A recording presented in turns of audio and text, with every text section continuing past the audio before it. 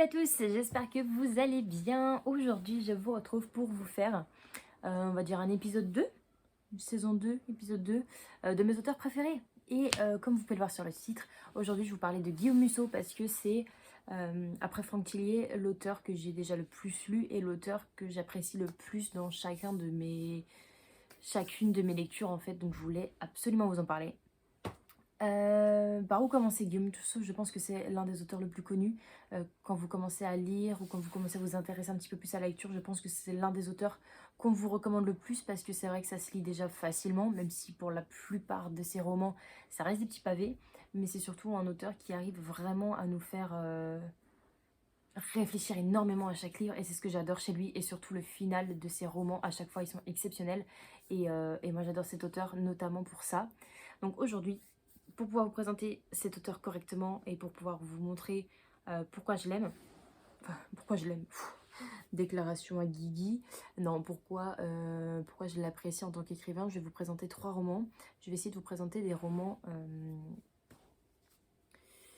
que je me rappelle, parce qu'en fait j'en ai lu quelques-uns de lui, je sais que j'ai lu par exemple La fille de Brooklyn, mais bon, ça n'avait pas marqué des masses, mais je sais très bien que ce livre, enfin je sais plus de quoi ça parle en toute honnêteté. Bref, il y a des romans comme ça où j'ai lu il y a tellement longtemps que je me rappelle pas. Donc aujourd'hui, je vais déjà vous présenter donc 3 romans comme je l'ai dit.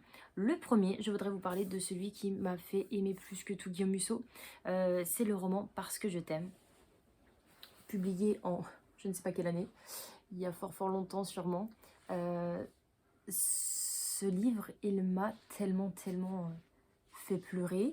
Il m'a fait vraiment vriller dans le sens où la fin je me suis dit c'est pas possible, mais vraiment j'ai rien vu venir. Pour vous expliquer, Parce que je t'aime, c'est l'histoire d'une petite fille qui a 4-5 ans. Elle disparaît et on la retrouve vraiment pas du tout. Après plusieurs recherches, plusieurs semaines et mois de recherche, il n'y a aucune trace d'elle, on ne sait pas. Elle s'est évaporée. Évaporée. Elle s'est envolée, on va dire. Elle s'est envolée dans la nature. On ne sait pas du tout où elle est passée. Bref, c'est vraiment le carnage avec cette gamine. Du jour au lendemain, elle disparaît et les parents sont déchirés. Du coup, les parents, avec la perte de leur enfant, comme ça, du jour au lendemain, ça ne colle plus vraiment entre eux. Donc, ils décident de se séparer. Et je crois que c'est 5 ans plus tard, la petite réapparaît. Elle réapparaît au même endroit où elle a disparu. Et c'est un peu le choc pour tout le monde. Tout le monde va se demander, mais elle était où pendant 5 ans? Qu'est-ce qui s'est passé? Est-ce qu'elle s'est fait kidnapper? Est-ce qu'elle s'est perdue quelque part? Ou j'en sais rien, elle s'est retrouvée enfermée. Vraiment, il y a énormément de questions qui se posent et la suite du livre nous aide à y répondre, très clairement. Et j'ai vraiment adoré l'histoire, la tournure de l'histoire. Et je pense qu'on n'est vraiment pas prêt, en lisant ce livre, à voir la fin. Très clairement, parce que je me rappellerai toujours de la fin et j'étais vraiment en mode mais what the fuck, qu'est-ce qui s'est passé dans la tête de Guillaume Musso pour nous pondre un truc pareil?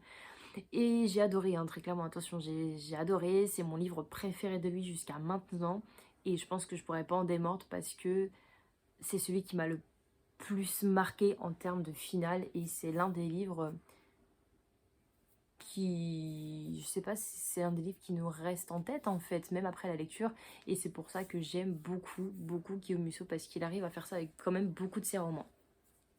Ensuite, je vais vous présenter donc Parce que je t'aime, je ne l'ai pas. Je l'ai lu, je l'ai prêté. Il y en a beaucoup de livres de Guillaume Musso que j'ai prêtés qui sont... Ils ne sont jamais revenus chez moi. Bon, c'est pas grave. Je les prends d'occasion pour avoir la collection, mais c'est vrai que...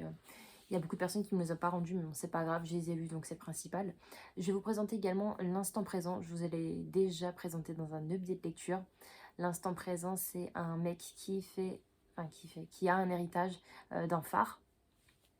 Et dans ce phare, en fin de compte, il y a une pièce en bas qui a été murée pour ne plus pouvoir y accéder. Et on lui dit, écoute, surtout, tu prends le phare, il n'y a pas de souci. On te laisse ça en héritage, mais il faut absolument pas que tu ailles dans cette pièce. Et en fin de compte, il va y aller.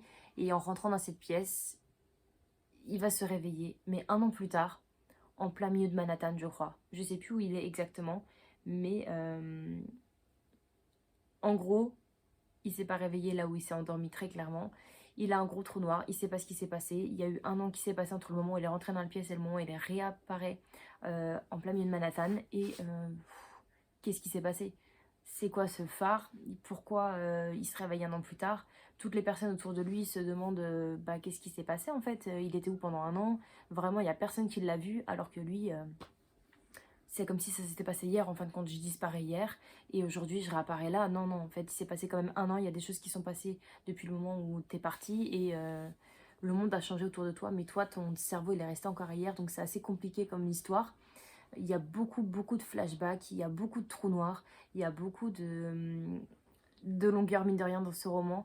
Je vais pas vous mentir, il y a beaucoup de longueur, mais je me dis que peut-être c'était nécessaire à l'histoire pour pouvoir mieux la comprendre après.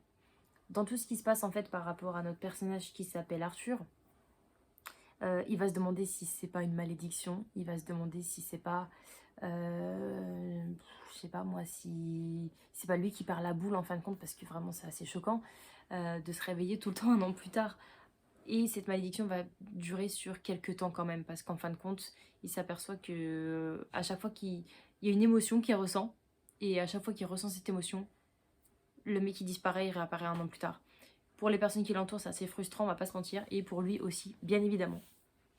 Donc voilà, ce roman est assez complexe en lui-même. J'avais bien aimé, parce que c'est l'un quand même de mes préférés, Guillaume Musso, notamment par rapport à la fin de l'histoire, qui m'a fait énormément réfléchir.